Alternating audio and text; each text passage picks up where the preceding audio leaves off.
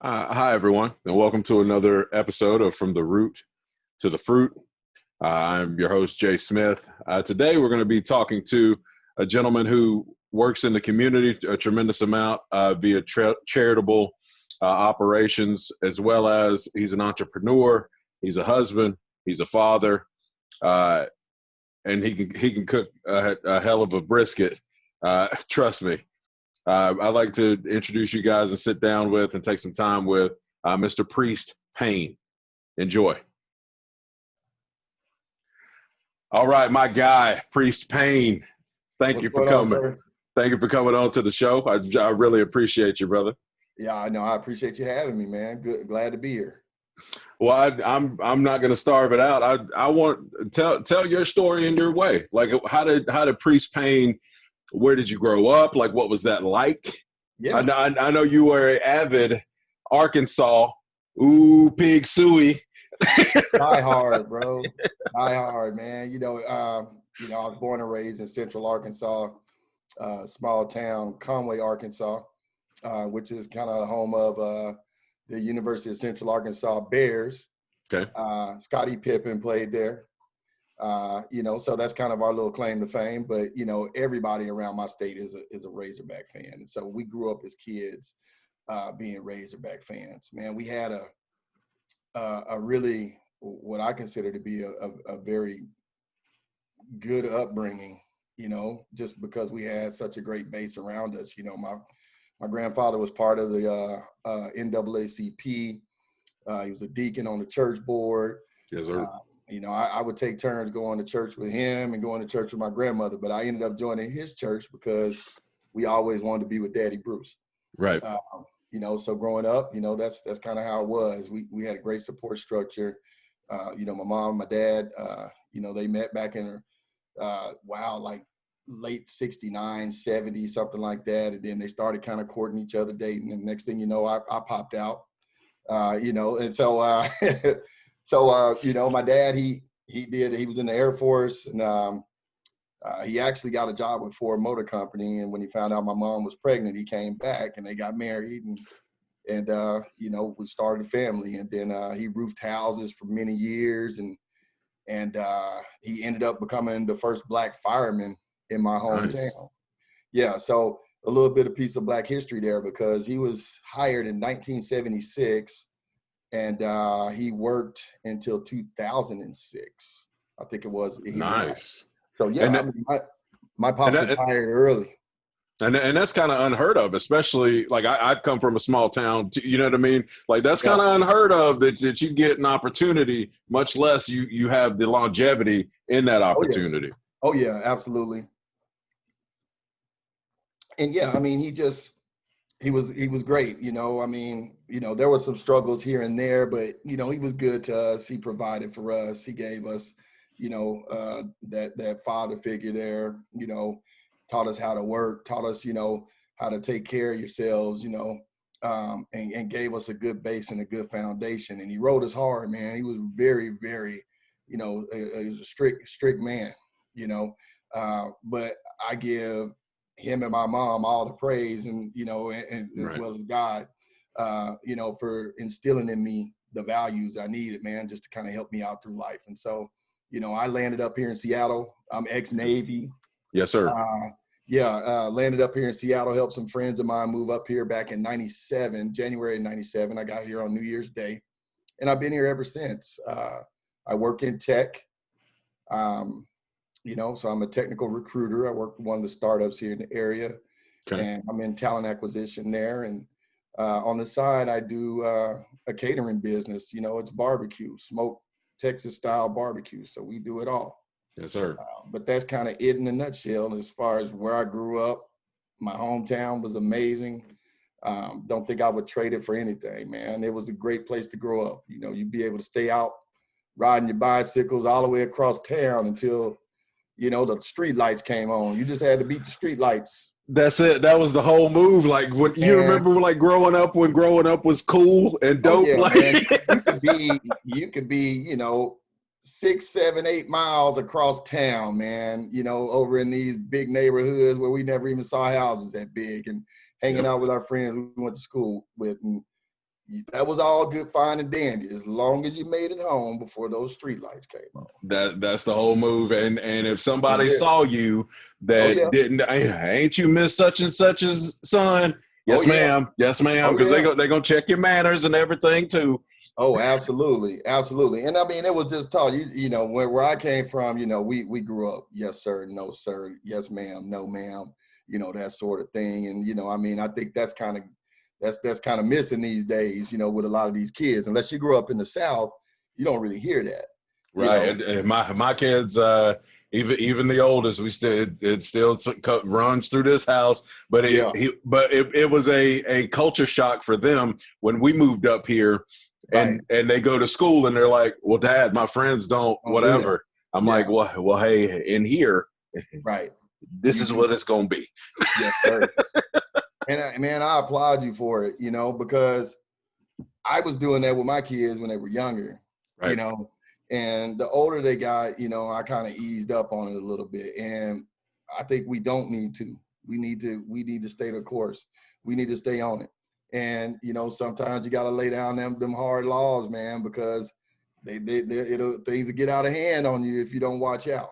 Well, that and I don't know to know, but that my thing has always been my manners and how Hmm. I move in spaces came from Hmm. my upbringing and all of that respect. And that opens so many more doors than just my name or just my face would allow me Absolutely. to open.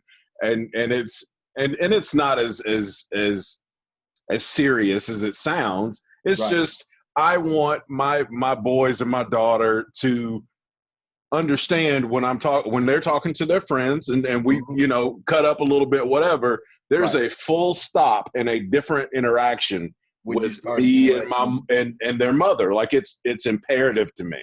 Right. Right. Yeah, and you know, sometimes you have to reel them back in. You know, they get a little Right. carried away, or they get a little too comfortable, and you Right. have to stop. You know, have to put a dead stop on that. Yes, You sir. might even have to raise your voice and whatnot, and be like, "Hey, that doesn't happen."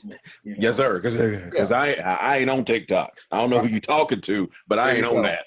There you go. I'm not one of your buddies or your pals. You know, I'm your pops. Yes, You sir. know, so please understand and realize that. And it goes the same too with my wife. I mean, you know, we both, you know, as far as our parenting style, you know, it's our kids are growing up, they're maturing. You Right. know, we want them to be able to express themselves, but be respectful at the same time. Right. But we want to kind of give them some opportunities to be able to kind of, you know, go out there and you know, show us that you can do it in the right way. Show us we can place that responsibility upon yourself to be able to go do the right things and not disappoint. And you know, because we expect a lot out of you. So let's see what's going to happen here. You know, Absolutely. sometimes you have to reel it back in, and sometimes it doesn't go exactly how you want it to go. But you know, we just want to make sure. You know, when I was growing up, my dad was super hard on us. I mean, hard on us, man. I mean, you know, we caught some whoopings, man. You know, Yes, sir. Yes, sir. Yes, sir. Same. you know, Same. Yes, sir. yeah, and that's kind of a, you know, they don't really do that stuff anymore. You know, a lot of parents don't do that stuff. But you know, we feel like we can sit down, we can have a conversation with you, and we can get our point across without having to do all that. Yes, sir. You know, and we can lay down some really tough restrictions. You know, these days, these kids, you know, if you take some of these phones and these devices Ooh. and things like that away, I mean, Ooh. it's worse than I I think they would prefer yeah, one of the whippings that I got coming up to me right, taking that as phone for a opposed week to and a that. half. Yeah. Exactly. You know, so I mean, we got a good little system going, man, and I like how our boys are turning out. They're doing well. You know, they're doing well. They do well in school. They're respectful. We don't hear from other parents talking about, hey, you know, you guys need to work on this, or you know, we don't get Yes. that. We always get that it's great. It was great having him here. He does well. You know, he was very respectful. And So that I and think that and we're doing good. even that having that conversation with my for just all my kids in general, but the same thing when you go somewhere else, Right. that's them inviting you back lets you Yeah. know what they thought of how you presented yourself. Absolutely. Absolutely. Well, we're both veterans. I know you spent a stint in the Navy. Hmm. Tell me a little bit about that. Oh wow. You know, so it was a choice between the Air Force and the Navy. Okay. The football career didn't quite turn out like I wanted it to, injuries and whatnot. So I had to figure out, exactly what I wanted to do. And, it was depressing when you was like, well, I was like, oh, I can't really continue to on with this football thing. So, I was like, what am I going to do? I had a lot of friends that were actually going into the military. I had a few people, a few friends of mine that had joined the Navy. I had a few friends that had joined the Marines. I had a few Right. that had joined the Air Force. So it was more of which one is the right fit. So I narrowed it down to two. I narrowed it down to the Air Force. I narrowed it down to the Navy. Okay. But the stories that I would hear from the Navy, my Navy friend, my good friends growing up that were in the Navy they were just amazing. We went here, we went to Italy, we went to Israel. Right. I'm like, sign me up, because I've always wanted to travel to these places, that I'd heard about. And so, I went into boot camp. I did my boot camp in Great Lakes, Illinois. It was freezing cold when I got there, sleeting. And yeah, it was a culture shock, man. I mean, it really was. I mean, up here, I had it up here, and so I was good to go. But I saw a lot of cats that didn't really have it up there. They were struggling a little bit, and a little scared. First time away from home, first time away from mama. Yep. But yeah, it was an experience of a lifetime. Made some great friends. Ended up leaving Charleston after I finished my school there, and going to Charleston, South Carolina, which was a very interesting stop for a number of different reasons. I had never been to South Carolina before. Oh, what a treat! Yeah, it really was. But I gotta say, I take some great things from it, and then it was just an interesting town. Right. One being, when you went and visited downtown, not really in the history books in schools, they don't really teach you a lot of the Black history. Yes. So you don't really get a lot of that. I got a history lesson as soon as I made it to Charleston. The first day I went downtown Charleston, that is one of the biggest ports that brought slaves into this country. That is a fact. Where they were sold when coming from up through the West Indies and the Caribbean and all that. Most 70% of slaves landed right there. Yep. It was the first port that they really landed at in the United States. And to see the monuments and the shackles and the plantations and, I mean, it was just, I was like, man, this is an interesting place. I want to get to know a little bit more about this place. And, unfortunately, I couldn't really get a chance to get into it right when I got there, because I found out 2 days later that we were shipping out for a 6-month deployment to the Mediterranean. Okay. Yeah. And so, so I was steaming towards, the Moroccan coast and going all the way through the Straits of Gibraltar and all that, getting ready to head over to the Mediterranean, so it was kind of crazy. But man, just an amazing time. I learned a lot while I was there. It definitely helped kind of mold me into the person I am today. Just being able to, visit different parts of the world, experience other cultures, getting to know my shipmates, them coming from different backgrounds, us all, sometimes getting into it with one another, but then having to be locked, you're on that ship together out there on the water. You got to get along. You got to learn about each other. You got to get along with each other. I mean, it gives you an opportunity to be able to have some conversations, and sometimes some really hard ones, in regards to race and, different things like that, upbringing, all kinds of things. But man, it built some of the best friends that I'm still friends with a lot of these guys to this day. Nice. Because we were there fighting for each other, man, so yeah, it was amazing time, man. Amazing. Well, that's one of the things that in general, I don't think people really understand with the depth and opportunity that there is, that us being different is an opportunity. it's not a negative. Right. It's an opportunity for you to see what I bring to the table. I Mm-hmm. can see what you bring to the table, Mm-hmm. and we can both sample all of that and come to something incredible, as Oh yeah. opposed to, you know, shutting the door and I'm just going to do it this way. Like what kind of life is that? That's ridiculous. Right. Yeah, no, man, it was great. It was great. Yeah, just the culture out there. Going out, you know, across the Charleston Bridge and going out, you know, towards it's called the town outside is called Mount Pleasant, but there's these big plantations out there, man, and you're going towards Myrtle Beach. But this is right outside of town, man. You can go out there, you can go set crab pots and catch the blue crabs, and you just got so much the Gullah people that are out there, man, the island people. Yep. And And talking with them. and that's the thing too. Like even I grew up in my formative years in North Carolina. Mm-hmm, So mm-hmm. all of those, our first field trip in the fourth grade was to a plantation, or it used to Right, be a plantation or whatever. Like right. to your point, the history books don't really reflect the No. participation that people of color had in the whether it's Eli Whitney or George Mm-hmm. Washington Carver, like all these people that had all of these different things and this rich culture. Right. It like having their story told, and it just gets kind of muted, but times are, like everything else, times are changing. So Yeah.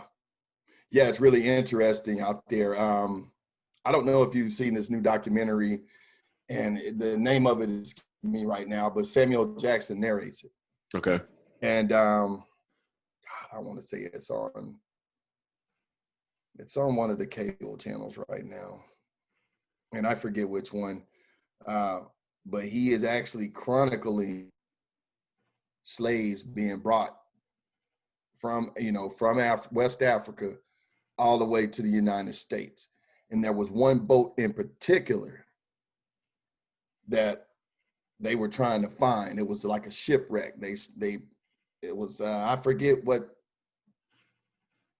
maybe Antigua, or it was Okay. somewhere down in the Caribbean. You know, it was somewhere down there. But this boat, the tide went out, and the Mm-hmm. boat got thrown against the rocks, like it got swept in. The anchor broke. It got swept in and just crushed, and all the slaves that were below in the compartment, Mm-hmm. they were killed. Oh man. Yeah, I mean, deep, but it chronicled that boat and others, but really focused on that story because they were trying to find that shipwreck. But they went to South Carolina, and it's funny because the first plantation that I saw down there, a black man owned this plantation, and he was a slave on this plantation. Okay. He was a steamboat driver, a Okay. captain. He was a captain, and I don't know if it was a revolt or if it just was an escape, but he ended up taking, I think, 150 black slaves onto this boat. He got them on the boat.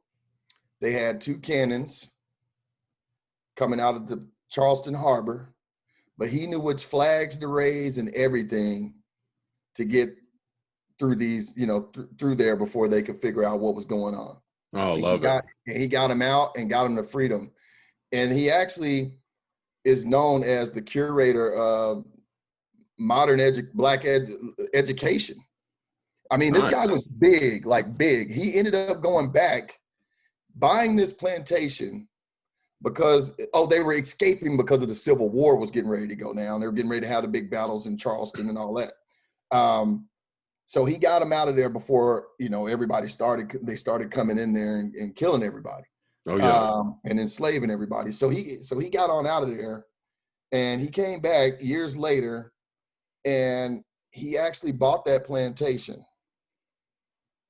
Not only did he buy the plantation, by this time, his slave master or owner Hmm. had died, but the wife had not. But Okay. she came back to the home after the war was over. Came back to the home to return to her home. But she returned to her home and no longer owned her home. It was no longer her home. We. This guy and his wife, and the grandson is telling this story. This guy and his wife, they brought her in. They took her back to the main bedroom, the master bedroom, and they gave her the master bedroom and let her live there. Like she thought it was still, she was going blind and had some health complications. She was, old and she wasn't going Right. to live very much longer. But they actually took her back in. They took care of her, fed her, and they let her live out until she died a few years later. Like I think a year and a half, 2 years later, she died. But she died in her bedroom thinking she was the owner of that house, but she did not own that house. They would bring food to her and everything. But that's what's so amazing about our people is we could be treated so bad, but we still love. We still show love, man. And That I think that's grace. amazing about our people. I think that is just one of the most beautiful things about our people is we can go be called this, treated this way, but still have compassion, still have love in our heart. Well, that's and that grace. Yeah, I find that a lot, and it's to your very point. The I think one of the main fears that are perpetuated out there, just in general, civil rights, whatever, right, is that if everybody becomes equal, well, look at all this stuff we did to them. What do you think right, they're going to do to us? right. But But that's the historically, fear. That's the right, fear. And with yeah, no tangible proof of this to happen at all. right. And that's the big thing, there's always this fear because when you do someone or when you do our people wrong for as long as you have, you're expecting repercussions, consequences and repercussions from it. But that's the thing about that's how we're so loving and so resilient and being able to rise above so much. It just speaks to the kind of people that we are. It's beautiful, brother. It really is, man. It really is. But folks are intimidated. There's some crazy things happening in our country right now. Absolutely. Crazy things happening, and I mean, it gives you cause to pause. You really don't know how. Should I arm myself? Right. How are my kids going to be approached when they go to school? Or when they're just walking home from the park, or whatever. There's just so many unknowns and so many crazy things that are out here happening right now today that it just blows my mind. So much hate still in the world, man. I just don't understand.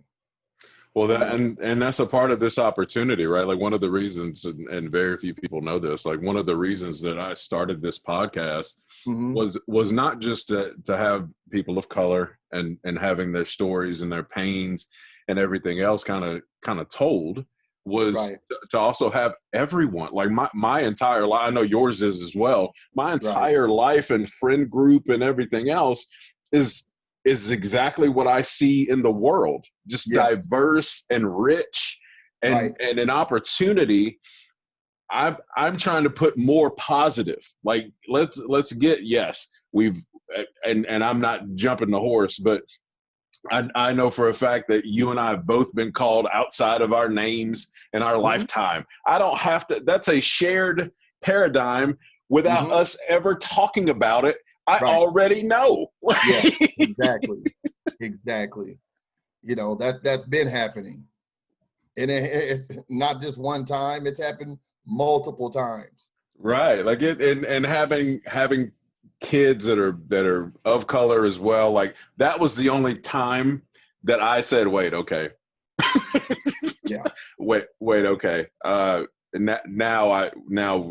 because you talking to me completely different. I get it. Yeah. I understand the human condition to a degree. I will give you more grace and Mm-hmm. allow myself to be out of the situation. But if you mess with my babies, well, Story. I can't make no promises on that. So, Yeah.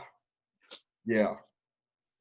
but tell me a little bit about. I know for me, like we live across 522 on each other, but Mm-hmm. I know for me on this side, it moving in this space, in this community is different.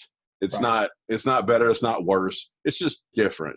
Right. And you growing up is kind of, whether it's, for me it was the Army and my upbringing and everything else, and college, and you get kind of conditioned to do things a Mm-hmm. certain way, Mm-hmm. but the people that you get to see in your private moments, like you and I, when we talk, we just talk. Like that's Right. what it is. Like it, I have a level of admiration for you, because every time I see you, you are on.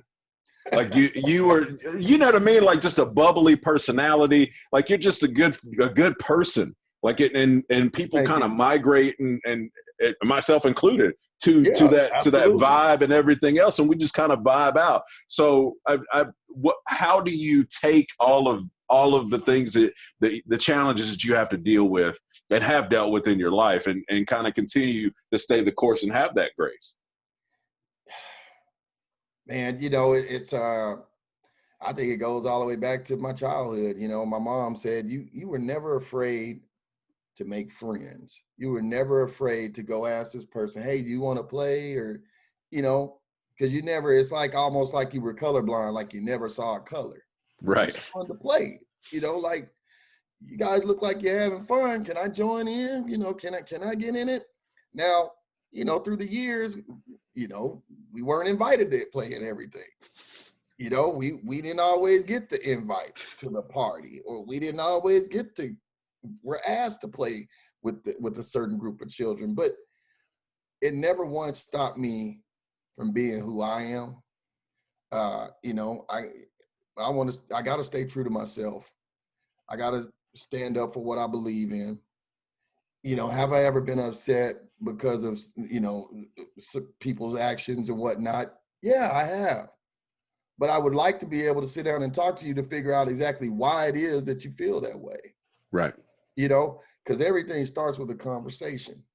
If we could just take some time out to just slow down and just talk, you can learn so many cool things about that person that you didn't know about them, and they can learn so many things about you that they didn't know about you. But it has to be an opening there. Yes. And the unfortunate thing is, these feelings or these actions or this mentality, if you will, that's been passed down from generation to generation, and it is privilege. That's exactly what it is. If you haven't taken the time to stop to really get to know and understand somebody else's situation, Right. or really understand the history, then you're hurting yourself. You're hurting the ones that come behind you. You're not being an example of change, or how should I put it? You're not fostering the change. Right. You're just another part of the problem if you don't want to do that. And so I can't be somebody else, Jay. I have to just be me. I love it, dude. I Man, love it. Like I see you moving, and I'm like, that's pretty. Like you, yeah. even when, right, like when I go out, and this is just me. When I go out, my guard is immediately up. Like Right. if you see me, even in the community, if I see someone that I know, or I've coached their child, or what Mhm. have you, right? Like I'll throw my hand up, we'll converse or whatever, and it's no problem. But I'm ready to rock and roll. But I like even the events that we mutually go to. Like I'm Absolutely. looking for you, and I'm like, oh, there he is. Like it's. I'll never forget that last time we all went out. It was at Microsoft, the last Microsoft Christmas party that I think we all went to. Yep. Was that the last time? I think so. I think so. I Well, still the got one where pictures we from went it. downtown that night, and we Yep. ended up going to that spot. And Yep. my wife was like, she didn't want to go at first. She was like, I don't know if I want to go here. How do you know everybody else wants to go? I'm like, trust me, just trust me. We walk in there, and she runs into her best friend. I don't know the probability. I had no idea that her friend was going to be there or any of that. But it's just like the stars align, man. It was just like, let's just flow with it. Just flow with it. And man, every time we get together with you guys, it's just always an amazing time because it's just good people. Right. We all kind of vibe alike, and so it's always amazing. It's always a good time. So I enjoy it and can't wait till we can all get together and do it again, man. It's just absolutely. And like even an eternity. Even that night, like I was kind of like, right, we had already been at the other place. Yep. And I'm like, man, I'm a little, I hear you, bro. Like I don't know, I don't know, and then we pull up. I'm like, I don't know. We walk in and the music drops and the vibes. So I'm like, I guess we in here. Let's go. We're in here. And everybody was dancing and sweating, and we had a great time, I mean, but that's what it's all about. When you're with a good group of people like that, man, that's what's going to happen. Absolutely. Happen. Yeah. Tell me about your married, 2 kids. Yep. Married, 2 kids. One is in the 10th grade. The other one's in the 7th grade. So we've got a middle schooler and a high schooler. So, it's interesting. Yes, sir. They start to smell themselves, and then. Woo, yeah, it's challenging. Let me tell you, it's a big challenge. I know you've already been there, so you know already. But we're going through it right now, and it's just starting. Oh yeah. Oh no, I'm battle weary on that, buddy. The oldest is senior in high school. My daughter is in the 8th grade, and she's way too much like me. So right. It's super fun. Some days, days, and then Logan's 5, and he's a gorilla. Yeah. Oh yeah. That young man grew up fast. Indeed. But what is it? What has it kind of been like for you guys? Like being in interracial marriage, a lot like we are, and everything like that. Like kind of what has it been like? Has it just been what you expected, or is it just naturally and organically kind of taking its course, or have you guys faced some challenges?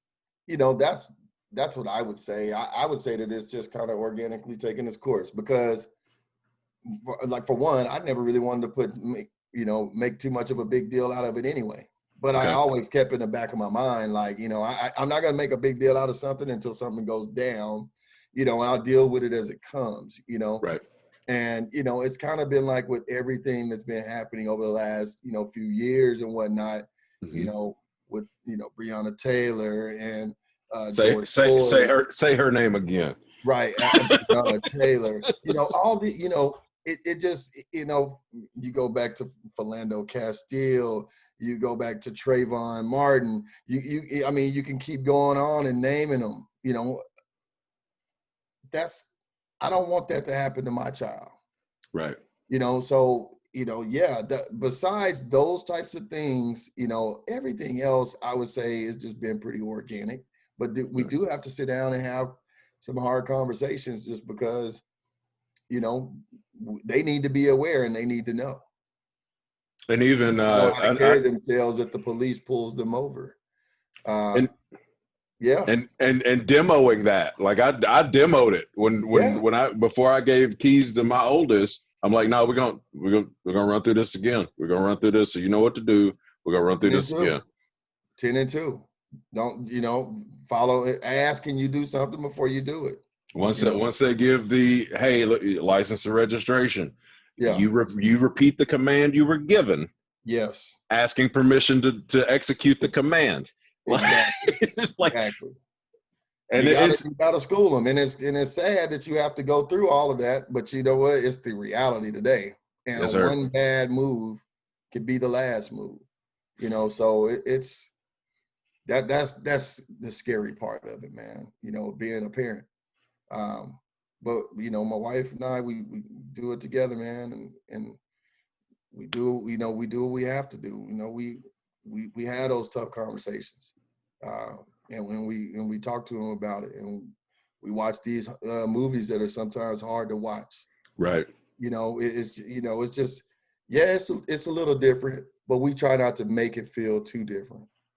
And that's 100% the thing for me. Like once to the list of too many names.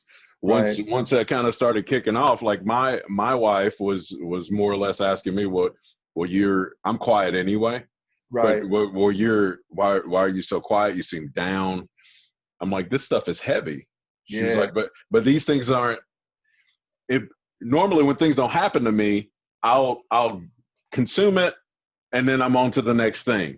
right, These particular things are heavier for me because it could be me.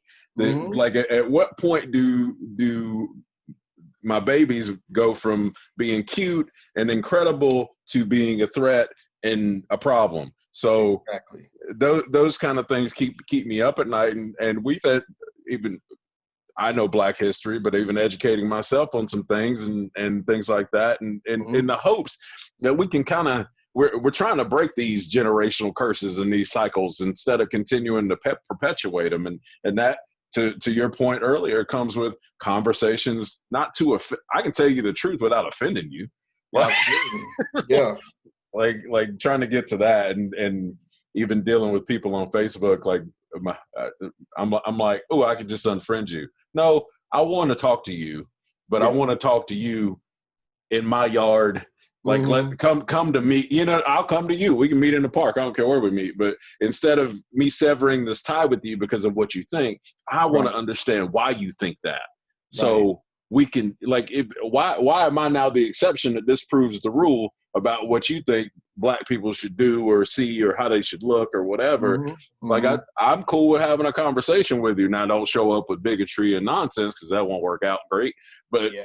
if you have facts and things that you just kind of feel, because we're all a sum of our life experience, to be honest.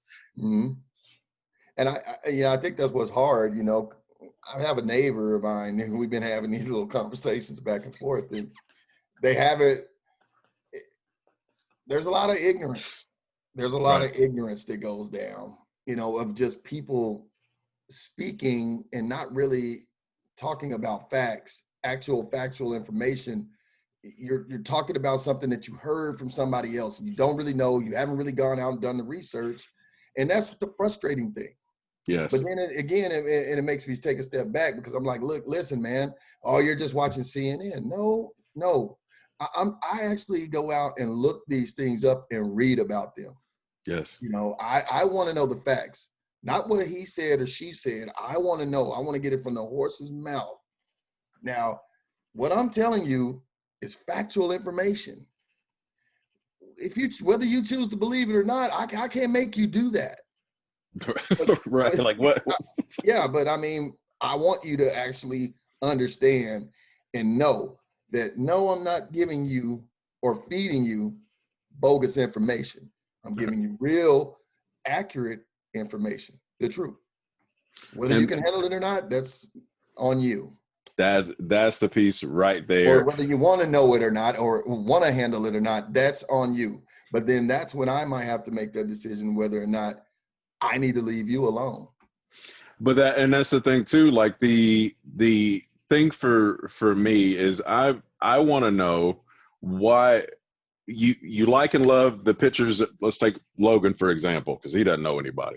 Right. Uh, you cutest kid in the world, the whole catalog. You know what I mean? Like Yeah. you're liking this picture and how cute he is, but you don't understand that I'm chasing him in the store to make sure he doesn't touch anything. So Mm-hmm. you know what I'm saying? Like Mm-hmm. it's a different deal Yeah. from the other side. And I'm trying my hardest to trying to figure out how to come come to the table with that same thing that you said, with information, and share these conversations. So maybe by the time he's 14, yeah, it's just, now I don't even have to think about that thing. It's a whole nother thing. right.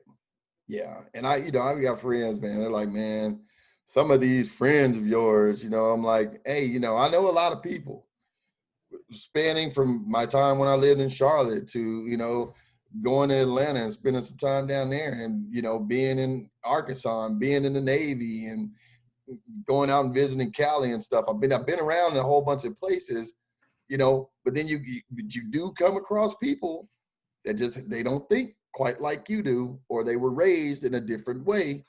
And you may not get that side of them until some stuff really starts to happen and you start to really see their true colors. You start to really see what their thought process is all about and what they believe in, and what they choose to follow, what ideology or whatever.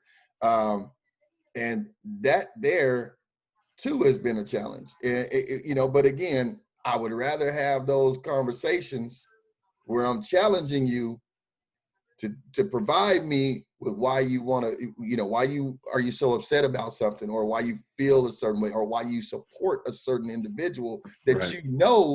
to be, not on the up and up. Right. You know this to be true.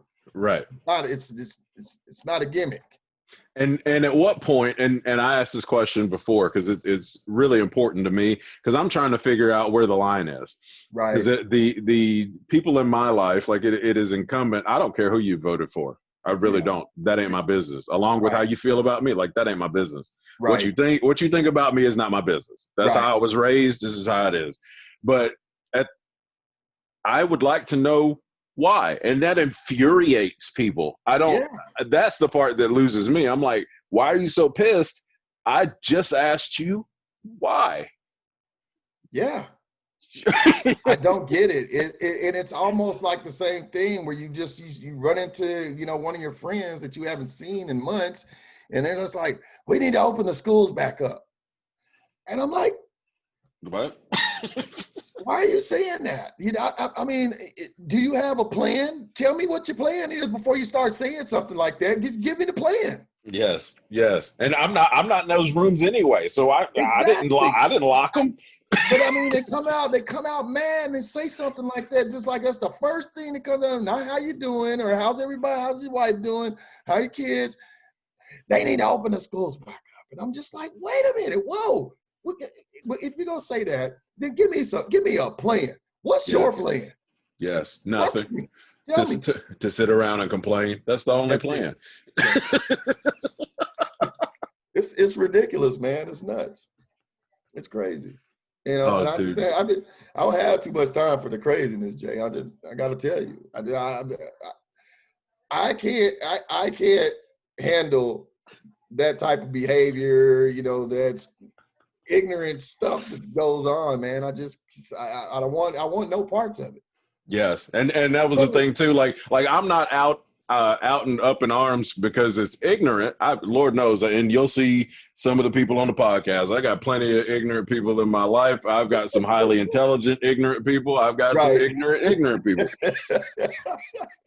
It's how it is. But who they are and how they are doesn't change the fact that they're just humans. Right. They're just humans. They're just trying to figure it out. Yeah, they're just trying to figure it out like we all are. And people trip me out when they like, you got it solved? Oh, well, cool. What? Yeah. Where's your plan? Yeah. What you submitted it to Inslee, the governor and everybody already? You already told them? Right. Yeah. No plan. Just blurting something out. I'm tired of Inslee. It's just crazy, man. All that stuff. I'm just like, man, if you don't have a solution to the problem, don't even come up and bring that stuff up to me. I mean, I don't want to hear that. Tell me how your family's doing. Tell me something good. That's it. That's what I open with. Even in my text streams, I'm like, tell me some good news today. I don't care what it is. Like I'll just throw it out there. Like, tell me some good news. I don't want to hear any complaining, no nothing. The first thing I talk to you about in a day, tell me something good. I hear that. because it's bananas out here right now. Let me round this up here. Yeah. What's next for you and yours? Obviously, we're about on the cusp of 2021, everything Yeah. like that. Like let's put something positive into the universe. Where are you and yours going to be 2021? Obviously, health and everything like that. Everybody wants that. Make sure, but like kind of speak it into existence. What we got going on 2021? Yeah. No. We're always looking to take this carnivorous thing to the next level. Been working on it. Was doing some really cool stuff before we got shut down again. I was doing a pop-up at the end of the summer with a friend of mine's restaurant down in Mukilteo. In Mukilteo. Yep. Yeah. And that was going really, really well. But then, the wildfires hit and the smoke came in and the quality was bad. So people couldn't sit outside and enjoy the patio. So it kind of like put a damper on things right when things were just really starting to just take off with that. But we still have that relationship there. I've kept that wide open with her. And so we're going to continue to collaborate and do things together. But eventually where we want to take that is to something bigger, to bigger heights. And so I'm talking with her about that, possibly doing some partnering up, maybe even opening a spot. We've been talking about that. As you know, if you've been keeping up with my Instagram, I love cigars. So yes. My buddy Eric and I have been talking about maybe trying to get together and do something on these cigars, maybe open us once we get back to normal, maybe start looking at a spot where we can actually have us we sell them, but we also get together like a little social thing where we've got some lockers set up. You want to get a membership, you come in, love it. Store your scotch or your bourbon or your rum in your locker. You can come into this nice place. They'll have the fans and all that going. It sucks everything out. Some nice big leather chairs and whatnot, and maybe have us our first black-owned like little cigar place up here. I love that. I don't even smoke cigars. I'm gonna be in it. Yeah, man. So we've been talking about doing some stuff, man. I mean, this is the time where we've been kind of putting our heads together and just kind of figuring some things out. Like, what do you want to do? What do you want to do? I want to save some cash and go start something like this. So that's what we've been talking about. That's dope, man. And now's really the time to do it. Like, absolutely. It makes absolutely no sense, but it makes all the sense in the world. Like, right. Well, the planning part of it definitely needs to start going down right now. I mean, because the real estate is, they're giving away real estate right now. They're trying to fill these places back up. So many places closed down. But once this pandemic, we'll start getting a little bit ahead of this and start getting those vaccines out, man. We can start getting back to some level of normalcy, man. So, yeah, would love to be able to get some things jumping off the ground. So, yeah, that's gonna be it, man. And we'll be seeing each other. We'll be doing some backyard barbecuing probably this summer. You can bet that. You can bet that. Right. Yeah, sure. Well, brother, I'm not going to take up any more of your time. I cannot say thank you enough for coming on and sharing your story. Yeah, man. I hope I gave you the information that you were looking for. I really enjoyed the conversation and the topics that we discussed, man. It's good to be able to do this, and I'll be happy to do it again whenever. Absolutely. This has been Jay Smith, Priest Payne. Thank you guys please like and subscribe. It helps the channel a ton. It's been another episode of From the Root to the Fruit. You guys take care. Cheers. All right. Take it easy, bro.